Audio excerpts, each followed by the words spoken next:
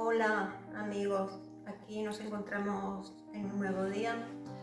Vamos a empezar hoy el 47º. Sí. El día anterior dije que quizá por el contenido lo dividiría en 2 vídeos y efectivamente así voy a hacerlo. En la primera parte, que fue el día de hoy, vamos a hablar de lo que es la Arquémona y el Valhalla. Son dos conceptos que están muy relacionados. Únicamente vamos a hacer un índice y es lo que vamos a pasar a ver inmediatamente en la pizarra. Así que venga, vamos a verlo.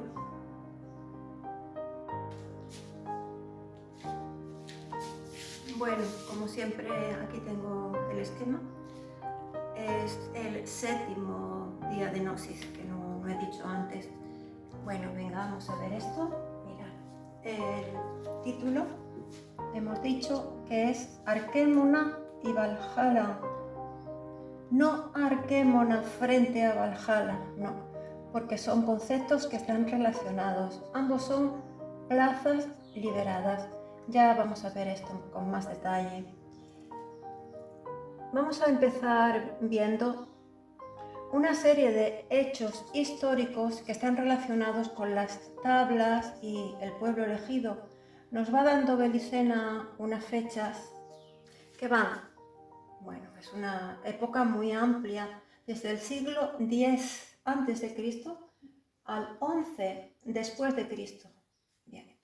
Y ahora sí, aquí empezaremos a hablar de lo que es la técnica arquemónica, cosa que ya hemos visto, pero la técnica arquemónica de la sabiduría hiperbórea está relacionada, como hemos dicho, con el Valhalla. Por eso haremos un repaso de lo que es la arquémona. Posteriormente vamos a hablar de la bruna del origen, ya veremos lo que es eso. Y finalmente vamos a hablar de lo que son los espíritus cautivos. Y bien, pues esto será todo por este día. Vámonos a hacer la lectura resumen que he hecho. Venga, os espero. Bien, 7º día de síntesis al que hemos llamado el Arquémona y el Valhalla, conceptos relacionados, como hemos dicho. Vamos a empezar haciendo una introducción donde vamos a ir dando datos históricos que abarcan una amplia extensión en el tiempo, ya lo hemos dicho, desde el siglo X a.C. al 11 después de Cristo. Bueno, son datos donde lo relevante es el pueblo elegido y las tablas de la ley. Así que, venga, vamos a empezar ya con lo que es la lectura en sí. A ver, introducción. Vamos a ir mencionando hechos puntuales que se fueron sucediendo entre el siglo X a.C. y el siglo XI después de Cristo, referentes al reino de Judá y a las tablas de la ley. Bueno, yo lo he sintetizado. Bien. En el siglo X a.C., el rey Salomón enterró las tablas de la ley. Esto se aborda ampliamente en el día 15. Bien. Pasamos del siglo X a.C. al VI a.C. En el año 597 a.C. se producen dos hechos simultáneamente. Mientras que los golem acompañan a los celtas que marchan hacia Europa, el gobernante de Babilonia, que es Nabucodonosor, destruye el reino de Judá y su población es llevada en cautiverio a Babilonia. Este hecho es conocido como el cautiverio de Babilonia, de lo cual también se habló, pero no recuerdo el día. En el año 536 a.C., el reino de Judá fue liberado y 20 años después se reconstruye el templo de Salomón, pero las tablas de la ley no fueron halladas. Damos un salto al siglo I a.C. Y entendamos que en esta época Judea era una provincia romana, pertenecía al Imperio Romano. En el año 37 a.C., tras la muerte del emperador Julio César, el Senado de Roma otorgó el título de rey de Judea a Herodes I, siendo hebreo. Herodes reinó Judea en calidad de vasallo de Roma hasta el año 4 a.C. En el primer año de la era cristiana, y dice Belicena, o cuarto antes de Cristo, si se quiere, nació el Salvador, Jesús de Nazaret. Bueno, pues según esto, si Jesús nació en el año 4 a.C., Herodes murió en el mismo año en el que nació Jesús. Bueno, aquí los datos están todos muy entremezclados y hay mucha controversia acerca del año real en que nació Jesucristo, así que esto daría para una larga historia, lo dejamos esto aquí. Aquí lo relevante es que tras el reinado de Herodes, los romanos ya no permitieron que el pueblo elegido tuviera un rey de su linaje, colocando en el poder a una serie de procuradores que intentaron vanamente dominar la creciente agitación social. Continúa Belicena diciendo que la crucifixión de Jesucristo no existió, que lo correcto sería decir que los miembros de la raza sagrada presentían que el arquetipo hebreo sería arrojado contra los gentiles y que la acción judaizante se realizaría en todo el mundo. Lo que no tenía tan claro la raza sagrada era el modo en que tras la presencia de Jesucristo podría cumplirse el antiguo pacto con Jehová Satanás, es decir, la promesa de que el linaje sagrado heredaría el poder sobre las demás naciones. Haría falta varios siglos y el trabajo de eminentes rabinos cabalistas para que los hebreos recuperasen la fe sobre su antiguo papel en la historia. Pasamos al siglo I, pero después de Cristo. Año 70. Es un año importante. El general romano Tito destruyó Jerusalén, el templo de Salomón, y dispersó a los judíos por todos los rincones del Imperio Romano. Con esta diáspora, la diáspora del año 70, comienza la historia moderna del pueblo elegido, cuya culminación está a punto de cumplirse en nuestros días, cuando la sinarquía transfiera la totalidad del poder mundial al pueblo hebreo. Damos un salto al siglo IV después de Cristo. El emperador Constantino, del cual hemos hablado ya varias veces, llamado Constantino el Grande, reconoció el cristianismo como religión oficial del Imperio Romano. Esto es lo que se ha dicho. Pero lo que vamos a decir ahora es que en los pueblos recientemente cristianizados predominaba más el recuerdo de sangre de Cristo Lucifer que el arquetipo judaico de Jesucristo. Esto era con Constantino. Este hecho desembocaba en un sentimiento antijudío, iniciándose así una época difícil para la raza sagrada. Con todo, a la larga, terminaría por triunfar la permanente influencia del rayo geotopocéntrico de Jesucristo sobre el recuerdo hiperbóreo, y las masas acabarían judaizadas. Bien, dejamos aquí el siglo IV y damos un salto al siglo V. San Benito de Nurcia funda la orden en la que ingresarán en masa los golem cristianos, seguidores de Jesús el Mesías. la orden benedictina. Ya hemos hablado de esto también en el día 16. Y desde entonces se abocaron los benedictinos a la tarea de mediar entre la Iglesia y la sinagoga. Ahora damos un salto ya al siglo XI después de Cristo, ya para terminar. Pues fue en este siglo cuando los templarios hallaron las tablas de la ley enterradas por Salomón en el siglo X antes de Cristo, cosa que hemos dicho ya al principio. Y para esto pues remito al día 17. Como vemos, todo lo que hemos ido diciendo, bueno, ya se ha comentado anteriormente. Decir que las tablas habían sido hechas por el demiurgo Jehová Satanás para imitar la acción del Graal. Pero aunque estemos hablando en términos históricos, tengamos en cuenta que nos movemos en un terreno estrictamente esotérico. Y bien, ya hemos hablado anteriormente de que las tablas se construyeron a imitación del Graal, pero ¿qué fue del Graal? El Graal, dijimos, no debe buscarse. Es un objeto del cual no es posible apropiarse. Debe estar donde siempre estuvo. Y esto ya lo vamos a entender dentro de un ratito.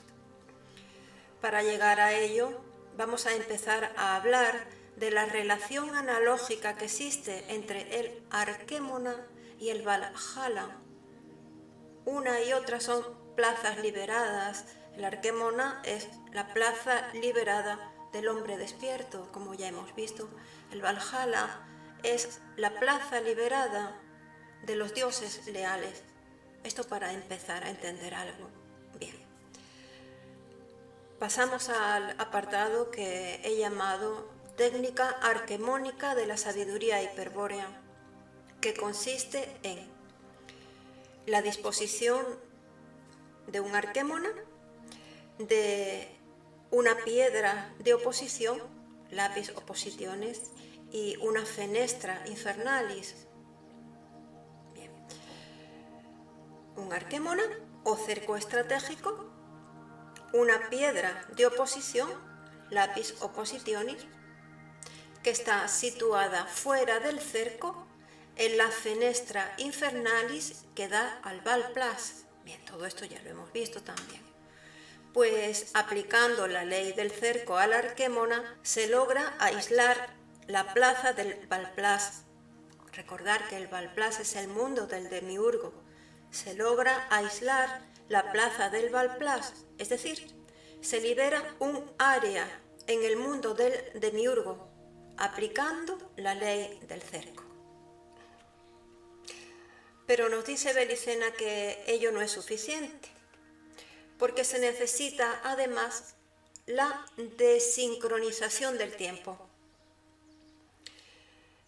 El iniciado debe generar un tiempo propio, inverso, que le permita dirigirse hacia el origen, practicando la oposición estratégica contra los lapis oppositionis que se encuentran sobre una runa en el Valplas, frente a la fenestra infernalis. Bien, hasta aquí hemos hablado de la vía de oposición estratégica que consiste para el iniciado humano en el empleo de la técnica arquemónica de la sabiduría hiperbórea, y ahora vamos a hablar de la analogía entre el arquémona y el Valhalla, plaza liberada de los dioses. Valhalla, residencia de los dioses leales. Así he llamado yo a este apartado. Para empezar, así como el arquémona es la plaza liberada del hombre despierto, el Valhalla es la plaza liberada de los dioses leales. Y esta analogía se hace aún más evidente cuando consideramos que el Valhalla posee también lapis oppositionis y fenestra infernalis. Vamos a ir viendo esto. El Valhalla de Agartha o Kathagar, según la mitología nórdica, es el sitio a donde van a residir los guerreros que murieron en combate, situado en lo alto del Fresno Yggdrasil. Pero parece más acertado despojar el concepto de Valhalla de adornos folclóricos y expresarlo con símbolos de la sabiduría hiperbórea, según lo cual el Valhalla sería la plaza liberada por los dioses o ases en algún lugar del universo de El Uno. Esta plaza, naturalmente, tiene las dimensiones de un país y se halla totalmente fortificada. En ella habitan los señores de Venus y muchísimos dioses y valquirias, quienes aguardan el fin del Kali Yuga y el despertar de los espíritus cautivos. Sus incontables guerreros, inmortalizados con el cuerpo de Vaira, forman las filas del Wildesher, el ejército furioso de Nabután, y vigilan las murallas del Valhalla, aunque el enemigo jamás se atrevería ante tan terrible guarnición hiperbórea.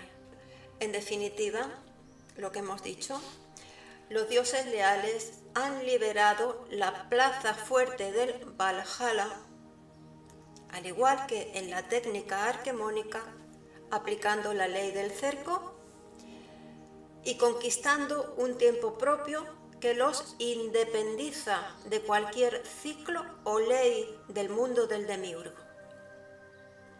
Hablamos ahora de la Porta Infernalis del Valhalla, análoga a la Porta Infernalis del Arquemona. Es una abertura en la muralla que se encuentra permanentemente vigilada por atentos centinelas. Y frente a la Porta Infernalis del Valhalla, pero fuera de este, es decir, fuera del Valhalla, en el mundo, se encuentra su lapis oppositionis, del cual vamos a hablar ahora. El lapis oppositionis del Valhalla, análoga a la piedra de oposición del Arquemona. Pues bien, nos estamos refiriendo al Graal. El Graal es el lapis oppositionis del Valhalla. Hace millones de años, cuando ocurrió el conflicto de los orígenes, los dioses practican la oposición estratégica contra esa preciosa gema extraterrestre facilitada a tal efecto por Christos Lucifer. El Graal, como lapis oppositionis, y esto es importante, fue situado sobre una bruna llamada de oricalco o también bruna del origen.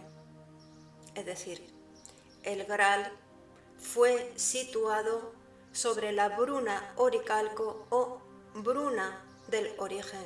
El por qué ya lo explicaremos dentro de un ratito. Bien, vamos a hablar ahora de la bruna del origen o bruna oricalco.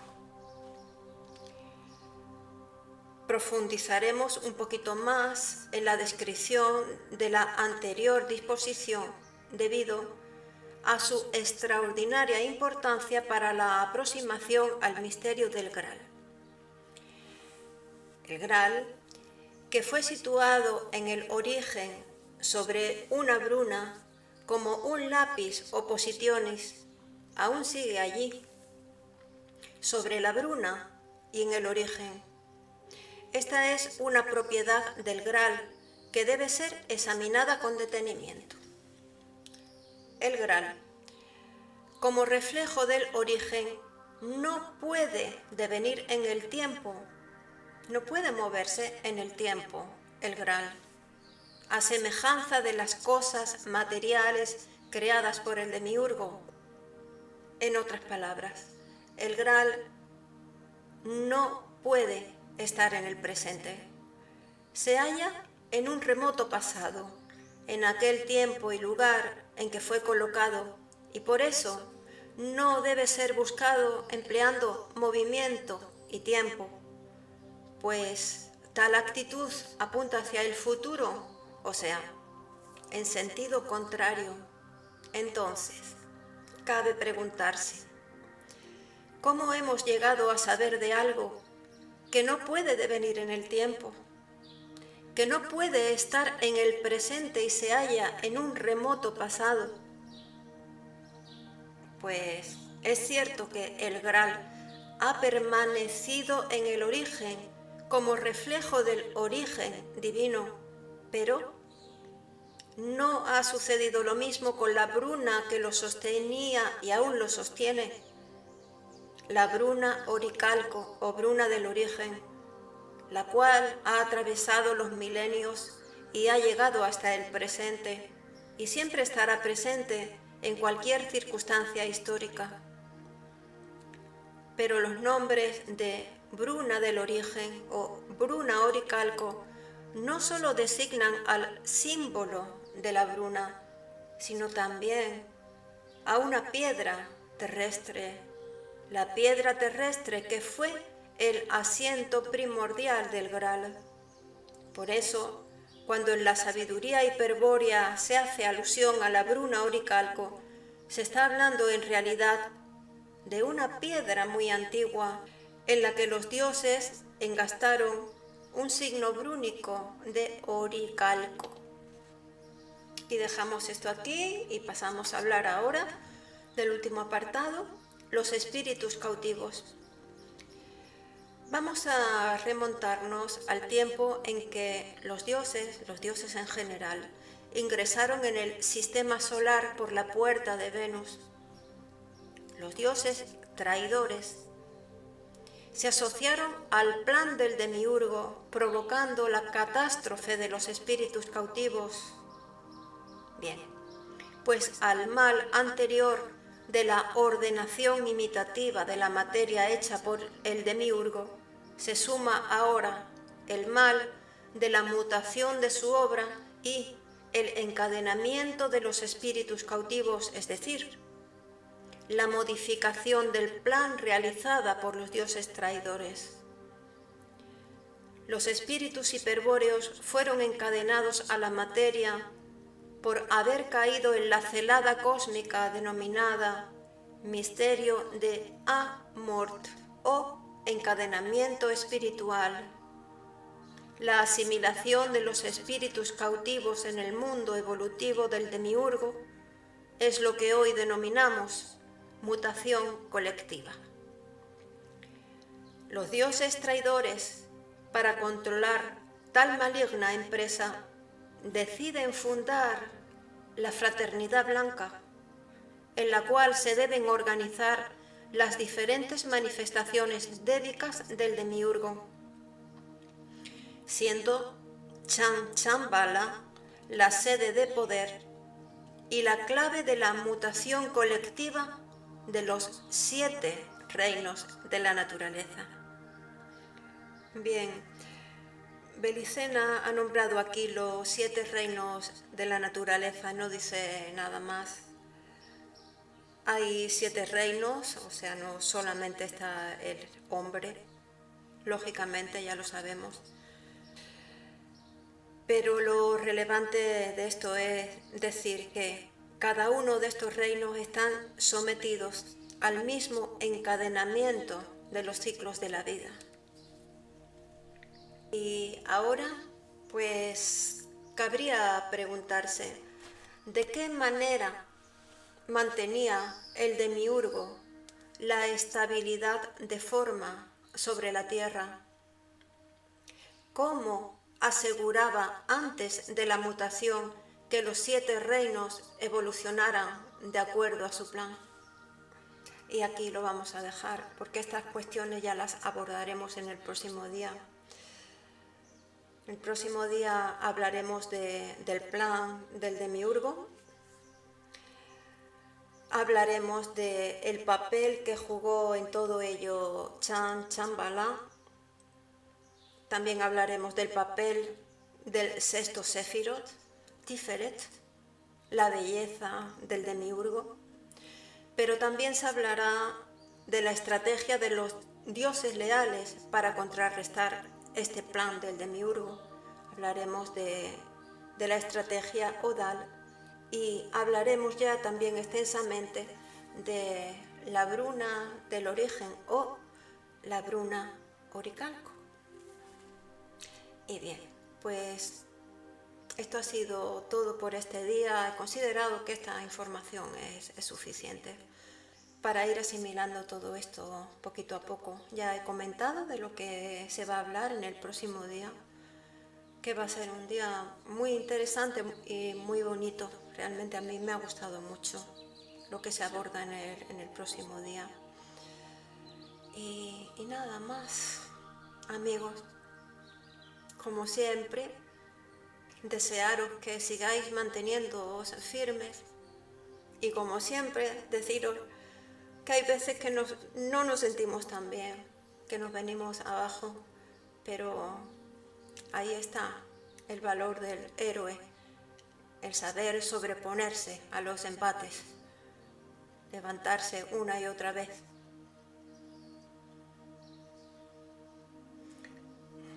Y por último, deciros que mucho ánimo y mucha fuerza a todos los espíritus que nos sentimos cautivos, que sentimos esa nostalgia por la patria adorada, por el origen. Ya sabemos que estamos viviendo unos tiempos complejos, pero tenemos que mantenernos unidos. Estamos dispersos en todos los rincones de la tierra, sí, pero estamos conectados. Así que tengamos eso presente, que aunque estemos dispersos, sabemos que existimos, ¿verdad que sí? Que lo sabemos. Así que mucha fuerza, y si algún día decaéis, un día o dos o tres o lo que sea, no importa, no importa. Tenemos que levantarnos, tenemos que resistir, porque tenemos que ganar ya esta batalla final. Así que mucha fuerza, amigos, y os mando un fuerte abrazo de todo corazón. Así que hasta el próximo día. Un fuerte abrazo.